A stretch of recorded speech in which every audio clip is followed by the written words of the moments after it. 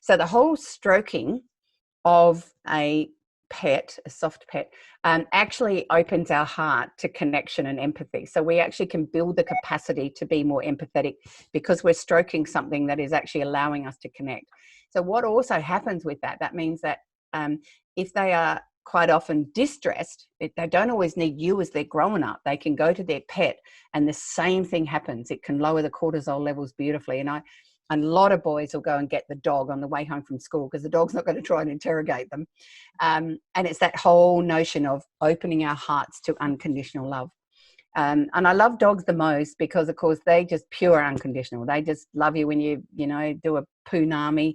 They love you when you wet the bed. They love you if you don't eat your beans. They just still love you the same. Yeah. And it's that space of unconditionalness I think everybody should experience. Yeah. But I also really, and I often suggest that when your children are 4, 5, and 6, they need to get a guinea pig that's got more chance of dying, almost for the same sort of reasons. That yes, we connect and we love them, but we need to know at times that we can lose things we love.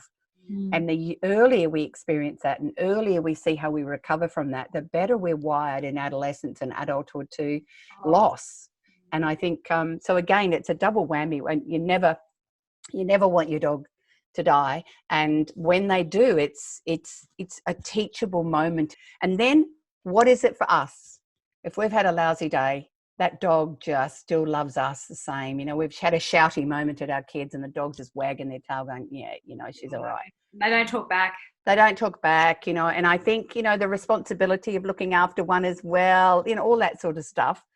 They're just pure gold. And I know I'm responsible for a lot of dogs. Well, I was going to say, Maggie, there's so many Maggie Dent dogs around Willoughby, including in my house in the last 4 weeks. So we might finish on that note. Yes. We so appreciate your time today. And it was, just fabulous to get that beautiful advice. Thank you. And a heartfelt virtual hug to every single one of us out there. Remember, every one of us is trying to do the best we can, absolutely every day. And some days it works and some days it doesn't, but we're not lousy parents. No, it's just we get back up the next day and give it our best shot. Yeah. And that, imperfect, good enough parents can raise amazing, healthy kids for later in life.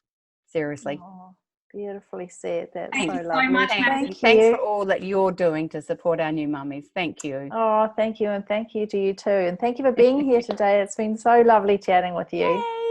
Thanks, Maggie. Thank you. Bye. See you.